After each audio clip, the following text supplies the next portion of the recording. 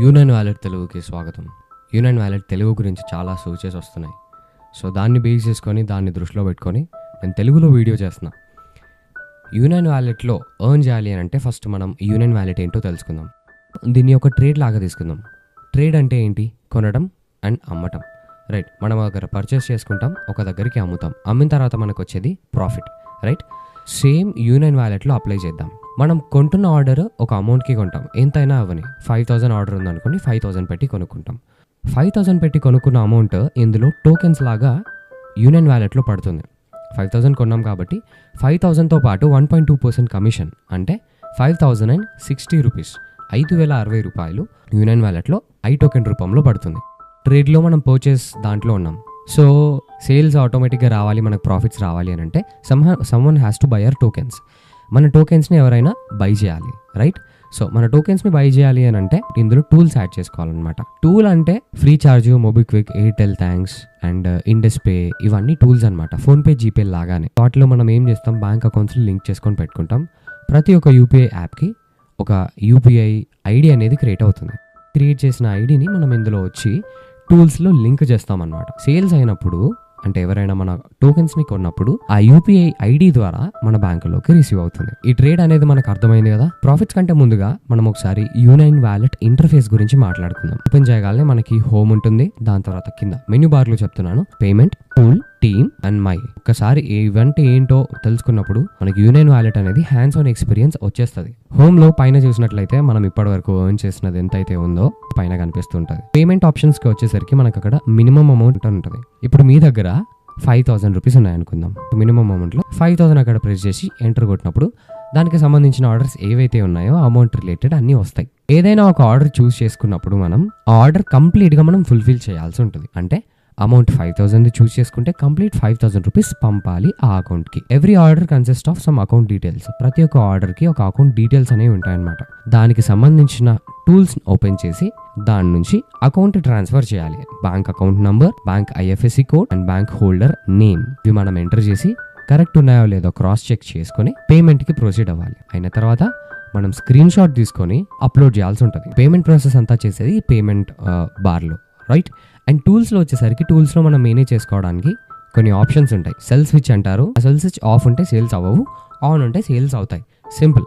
అంటే ఆ సేల్స్ ని కంట్రోల్ చేయడానికి ఈ బటన్ అనమాట. అథరైజ్, డిఅథరైజ్ అని ఇంకొక బటన్ ఉంటుంది. టూల్ ని లింక్ అండ్ డీలింక్ చేయడంలో హెల్ప్ అవుతుంది. మైక్ వచ్చేసరికి కోటా ఉంటుంది. అంటే నేను ఫస్ట్ చెప్పాను కదా, ఆర్డర్ కొన్నప్పుడు మనకు టోకెన్స్ రూపంలో పడతాయని. సో అక్కడ పైన పడుతుంది. 2 డే ఎర్నింగ్స్ లో ఇవాళ మీరు ఎంత ఎర్న్ చేశారో అందులో చూపిస్తుంది. కోటా అనేది ఒక ట్రాన్సాక్షన్ హిస్టరీ అనమాట. పేమెంట్ కి వచ్చేసరికి నువ్వు ఏమైతే పేమెంట్ చేసావో ఆ పేమెంట్స్ అన్ని ఇందులో లిస్ట్ అయి ఉంటాయి. విత్డ్రాల్ కి వచ్చేసరికి విత్డ్రాల్ లో paying, success, time out and offline అని ఉంటాయి. ఏంటంటే వేరే వాళ్ళు మీకు పే చేస్తున్నప్పుడు ఆ స్టేటస్ అనేది ఇక్కడ కనిపిస్తుంది. సక్సెస్ లో అయితే ఏవైతే రిసీవ్ చేసుకున్నారో అవన్నీ కూడా దీని నుంచి మనకు కనిపిస్తాయి. టైమ్ అవుట్ లో వచ్చేసరికి ఎవరైతే సెండర్ దగ్గర నుంచి ఫెయిల్ అయిన ఆర్డర్స్ అన్ని కూడా ఇందులో కనిపిస్తాయి. ఆఫ్లైన్ ఆర్డర్స్ వచ్చేసరికి అవుట్ ఆఫ్ టైమ్ లో జరిగిన ట్రాన్సాక్షన్స్ అన్ని కూడా ఆఫ్లైన్ లోకి వెళ్ళిపోతాయి. నేను ముందు చెప్పినట్టుగా 5,000 ఒక టోకెన్ తీసుకొని ఆ అకౌంట్ డీటెయిల్స్ కి మనం మనీ ట్రాన్స్ఫర్ చేసి దాని తర్వాత టోకెన్స్ రూపంలో మన వాలెట్ లోకి రిఫ్లెక్ట్ అవ్వడం, సేల్స్ అయినప్పుడు మన బ్యాంక్ లోకి విత్ ప్రాఫిట్ రావడం చూసాం. డైలీ ఇన్కమ్ మనం ఎంత తీసుకురావచ్చు, ఒక రోజులో ఎంత సంపాదించవచ్చు అండ్ 6 days లో ఎంతవరకు అక్యూములేట్ చేయొచ్చు అండ్ 1 month ఒక నెల మొత్తంలో ఎంతవరకు అమౌంట్ ని ఇందులో నుంచి గెయిన్ చేయొచ్చో క్యాలిక్యులేషన్స్ చేసి చూద్దాం. ఇది చేసే కంటే ముందు మన దగ్గర 5 బ్యాంక్స్ ఉంటే ఇట్లాంటి ప్రాఫిట్స్ ని ఎక్స్పెక్ట్ చేయొచ్చు. ఒక బ్యాంక్ లో ఒక ట్రాన్సాక్షన్ చేసిన తర్వాత ఆ రోజులో ఇంకా దాంట్లో ఎట్లాంటి ట్రాన్సాక్షన్స్ చేయొద్దు. ద నెక్స్ట్ డేనే మళ్ళీ అందులో ఏదైనా ట్రాన్సాక్షన్ చేయడానికి ముందుకు రావాలి. 10,000తో మనం ట్రేడ్ చేయగలిగితే ఒక్క ట్రాన్సాక్షన్ కి 1.2% అంటే మనకు వచ్చేది 120 రూపీస్, రైట్. అండ్ ఈ 120 రూపీస్ ని మనం 5 బ్యాంక్స్ నుంచి 5 డిఫరెంట్ టైమ్స్ చేస్తాం కాబట్టి 1.2% తో క్యాలిక్యులేట్ చేసి 5 times కి 600 రూపీస్ అవుతుంది. 10,000 ని 5 times ట్రేడ్ చేస్తే మనకు వచ్చింది 600 రూపీస్. 600 కాకుండానే మనకి every month or every 15 days events అనేటివి రన్ అవుతూ ఉంటాయి. అంటే మనకి కొన్ని గోల్స్ ఇస్తారు, కొన్ని టార్గెట్స్ ఇస్తారు. వాటన్నిటిని మనం ఫుల్ఫిల్ చేసినప్పుడు దానికి సంబంధించిన రివార్డ్ మనకు వస్తుంది.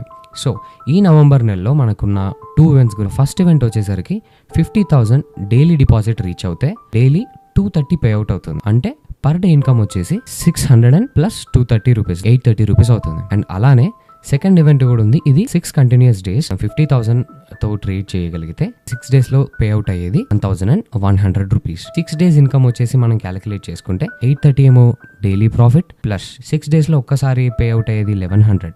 ఇది 6,080 రూపీస్కి అవుతుంది. ఇది మనం మంత్లీ క్యాలిక్యులేట్ చేసుకుంటే 29,300 రూపీస్. ఇప్పుడు మనం 20,000తో ట్రేడ్ చేస్తే ఎంత సంపాదించవచ్చో చూద్దాం. 5 టైమ్స్ ట్రేడ్ చేయగలిగితే 1,200 రూపీస్ అవుతుంది.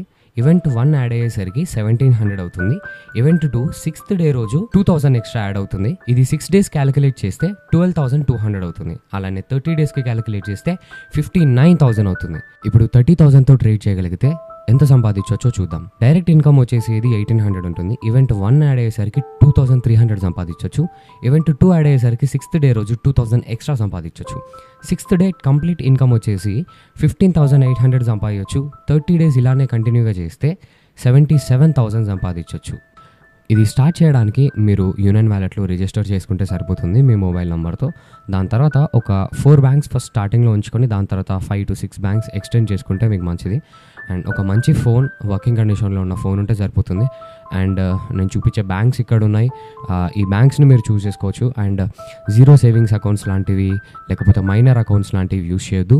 Savings accounts with minimum balance or else individual current accounts, business current accounts, merchant current accounts వాడచ్చు. అండ్ యూపీఐ టూల్స్కి వచ్చేసరికి FreeCharge, MobiKwik, Airtel thanks and Indus pay.